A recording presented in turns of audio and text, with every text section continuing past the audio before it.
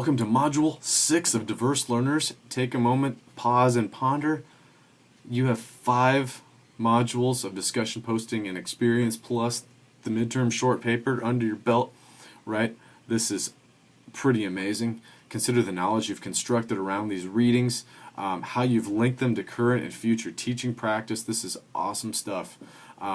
Speaking of papers, right, an additional video with tips and suggestions for our final paper, the examination of diverse learners and dispositional reflection, should be available to follow this one. And don't forget, the window is still open for that early draft feedback on your final course paper, but only if you get that request to me or to your academic assistant before the end of day on Sunday the 24th, which is the end of this module, Module 6. Remember, we need Module 7 time-wise to be able to complete feedback, give you a reasonable time to respond to feedback, right? So by the way, right, Module 7 has opened a week early. I do that so you'll have ample time to jump into the final chunk of content. It is possible the Module 7 videos might be slightly delayed due to that opening, but they'll be available shortly, and of course I put the talking points in as soon as they're ready. So this is a fun week, interesting mix of content. Technology it's as much a part of that 21st century identity as we talked about last week as it is a tool for us to use in the classroom, right, to teach and to differentiate. So this chapter is from a code switching text that I've used in another class, and we're not talking about computer coding, or we're talking about language. It was a very popular one historically in our program. So since culture and identity is a great deal of what we bring to the classroom, and since language and culture are intimately connected, and since we're using technology to bridge multiple cultures and identities, I felt we should look at how we bridge language as well, right? And then the dispositional highlight from Jim G., who I mentioned in the New Literacies video previously. Oh, this will give you a great look at G's work in a nice, short little punch. So Chapter 7, I love page 139. Have you seen this work for any of your students? I think that's a point to just stop and consider that in the context of your own teaching.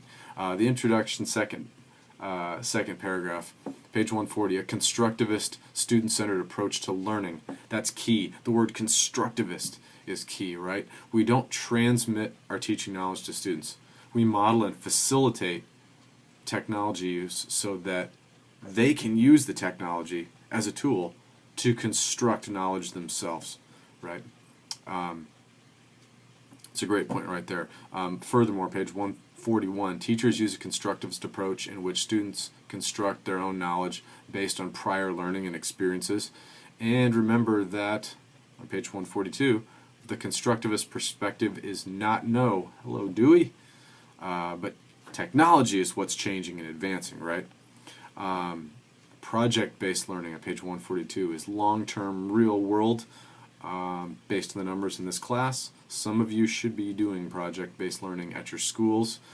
We have several schools around here in this area that are full up project-based learning, and that is, of course, an authentic product relevant to them. That's page 143, and often more popular with students than traditional methods. I will say it's not without growing pains as you get into the process, but it certainly delivers what it advertises if it is taught and utilized correctly, like any other pedagogical approach.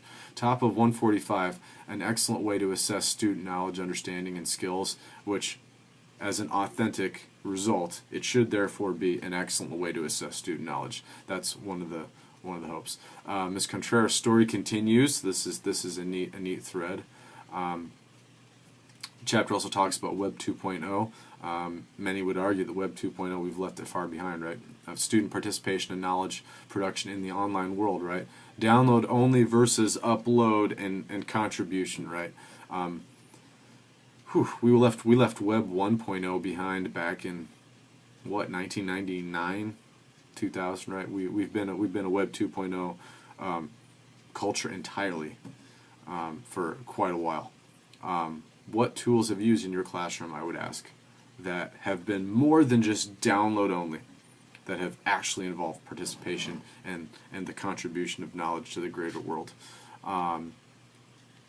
Okay, the recommended article into the code switching that I mentioned, right? The kickoff. How and why to begin the process of flipping the switch from correction of language to contrast of language in the classroom. That's page 55. I would encourage you to keep in mind, if language and culture are intimately linked, right? What are the implications of correcting or fixing a student's native use of language or even dialect, right? The implications are you are fixing or correcting their culture. So that's some shaky ground right there. This chapter draws a lot of insight from Caribbean students living and going to school in Canada. Page 56, they recommend introducing one pattern at a time to show students the contrast between Creole, the Creole English that they spoke and they speak in their home region, the Caribbean, and Standard English, and needing to practice translating from Creole to Canadian English. Learning equivalence and retention is the goal, right? But having a pattern and a time and a structure for jumping in, right? Trinidad and Tobago is an example that points to an alarming teacher disposition at page 56. Teachers and the public scorn the community language, believing it to be broken English, right? If we're advocates for students, and if we're advocates for their culture and identity, then we must fundamentally be advocates for their language use, right? And we have to route their language use into the learning process, because that means we are routing their culture and their identity into the learning process. You can't separate that link, right? Table 4.1 on page 57, that's a great breakdown of the overall contrast and approaches that they talk about. Page 58, consider language use in its setting before you assign labels like good, bad, or right or wrong, right?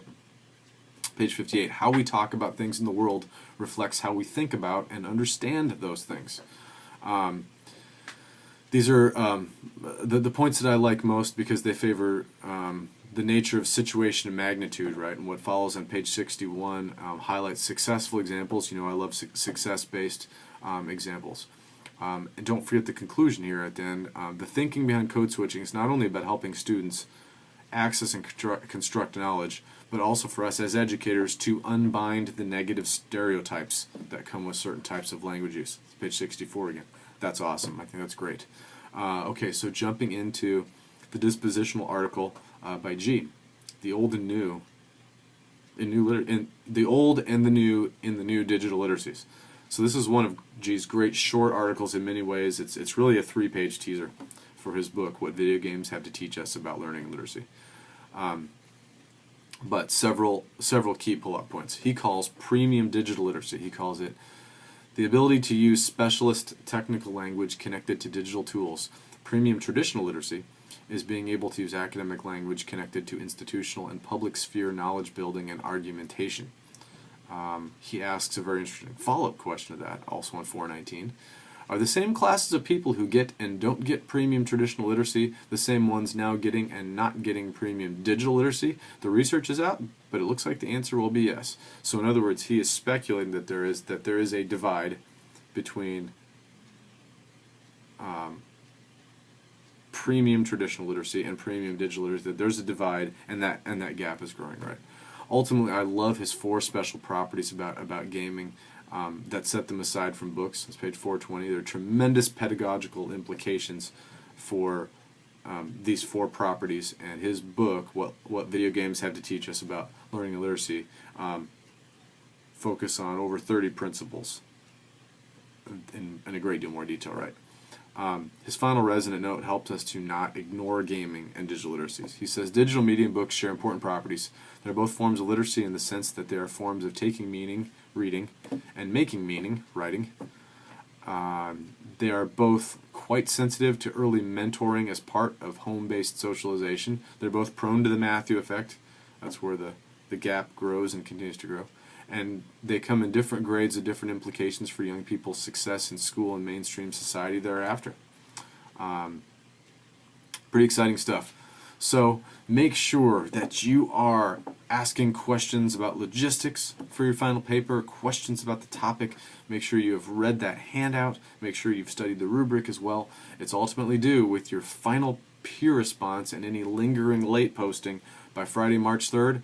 which is the end of the course, the end of our 7-week term, and since that's what that is, I want to make sure you're able to submit it the first time, one submission, done early, done confidently. Don't forget to use the template. Microsoft Word software, must use Microsoft Word software. Don't forget that the window for submitting early drafts is still open, but it closes at the end of this module. It will not be possible to give early draft feedback next week during module 7 of the course. So keep reaching out with your thoughts and your questions, and we'll see you, wolves up, in our final module.